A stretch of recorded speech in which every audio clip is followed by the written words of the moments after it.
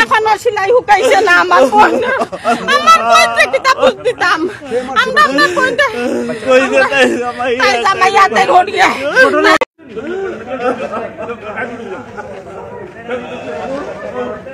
দর্শক আবারও যুক্ত হয়েছে আমরা সেই জায়গা থেকে আধ্যাত্মিক নগর সিলেটের মেজর টিলা থেকে সরাসরি লাইভ সম্প্রচারে এই মুহূর্তে যুক্ত হয়েছে। আমরা দেখতে পাচ্ছি ওনার আত্মীয় স্বজন আসছেন এই মুহূর্তে এসে কান্নাকাটি করছেন। এখানে যে একটি দুর্ঘটনা ঘটে অর্থাৎ একজন ছোট শিশু বাচ্চাকে গলা কেটে হত্যা করা হয় এবং তার বাবাকেও নাকি সেই আপনারা কিতা শুনে আইছেন কি শুনছেন কিতা শুনছেন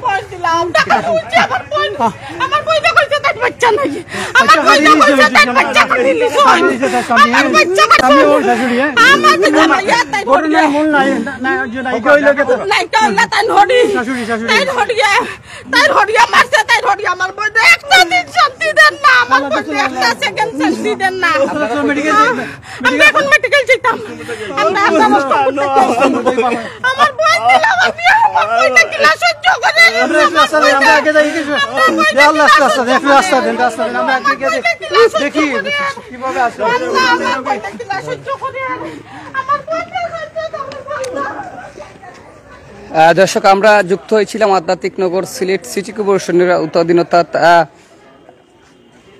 মেজর টিলা ইসলামপুর। সেই মেজর টিলা ইসলামপুর থেকে আমরা যে আনসার মিয়া বাসা, সেই আনসার মিয়ার বাসার নিচতলায় এক যে ভাড়াটিয়া থাকতেন, সেই ভাড়াটিয়া এই মুহূর্তে ঠিক 6টার দিকে অনুমান 6টার দিকেই কিন্তু একজন ছোট্ট শিশু অর্থাৎ 2 মাস হবে এরকম সেই ছোট্ট শিশুকে হয় এবং তার বাবাকেও নাকি অর্ধেক গলা হয় এমনটাই সাধারণ তথ্য পাওয়া গেছে এবং তার বাবাকে উসমানী মেডিকেল কলেজ হাসপাতালে পাঠানো হয়েছে। আমরা সেটা দেখেছি, কিন্তু এখন দেখতে পাচ্ছি অর্থাৎ সেই যার গলায় আঘাত হয়েছিল তাদের জেঠুরি এবং শাশুড়ি শ্বশুর বাড়ির লোক এসে বলতেছেন নাকি তাকে তার যে ছেলেপক্ষের বাবা নাকি সেই ঘটনা তার শাশুড়ি সহ ঘটিয়েছে এমনটাই জানিয়েছেন। আমরা ইতিমধ্যে সাময়িক তথ্য যেটা পেলাম, তবে আমরা সরাসরি আপনাদের সাথে যুক্ত হয়েছি সেই আধ্যাত্মিক নগর সিলেটের যে মেজর টিলা ইসলামপুর বাজার থেকে বাজারের ঠিক পাশেই কিন্তু ইসলামপুর মেজর টিলা মসজিদের ঠিক গলিত অর্থাৎ আনসার মিয়া বাসায় কিন্তু ভাড়াটি থাকতেন। সেই যারা নিচতলায় ছোট্ট শিশু বাচ্চাটিকে গলা কেটে হত্যা করা হয়, তাই এমনটাই আমরা তুলে ধরার চেষ্টা করছি আজকে এই মেজর টিলা থেকে। তো প্রিয় দর্শক, আসলে সতর্ক অবস্থায় সবাই থাকবেন। আসলে ফ্যামিলির দ্বিধাদ্বন্দ্বতা থাকতেই পারে, তাহলে শিশু বাচ্চা এবং বাবার গলায়ও নাকি অর্ধেক কাটা এমনটাই ধারণা করা হচ্ছে এবং এরকম এখানে আমরা দেখতে পাচ্ছি। এদিকে যদি দেখেন যে এই চাঞ্চল্যক ঘটনা শুনে বিভিন্ন জায়গা থেকে কিন্তু মানুষ আসছেন, অর্থাৎ তাদেরকে সেই গেট বন্ধ রেখে কিন্তু বন্ধ রেখে আটকানো হচ্ছে এমনটাই দেখা যাচ্ছে। তবে সেই চাঞ্চল্যক ঘটনা এই প্রথম মেজর টিলা এমনটাই সাধারণ মানুষ বলছেন এবং সেই ছোট্ট শিশু বাচ্চাকে কিভাবে গলা হত্যা করা হলো এইটা নিয়েই কিন্তু আলোচনায় ঝড় উঠে এসেছে ইতিমধ্যে নগরীর মেজর টিলা।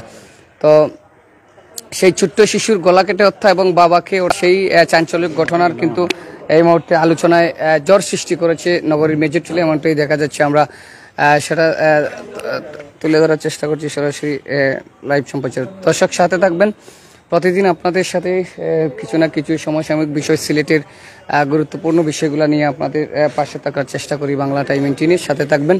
সাথে রয়েছে আমি রাজন আহমদ আরিয়ান। এই মুহূর্তে বিভিন্ন জায়গা থেকে আসছেন, আপনারা দেখছেন যে এই যে সেই চাঞ্চল্যক ঘটনা শুনে কিন্তু বিভিন্ন জায়গা থেকে মানুষ আসছেন। ফ্যামিলিতে দ্বন্দ্ব ছিল কি ছিল না এটাও এখন পর্যন্ত জানা যায়নি। আমরা জানার এবং জানিয়ে দেওয়ার চেষ্টা করব, সবাই সাথে থাকবেন।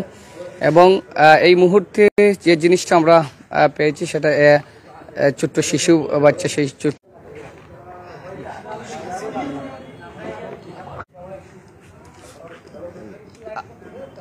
এই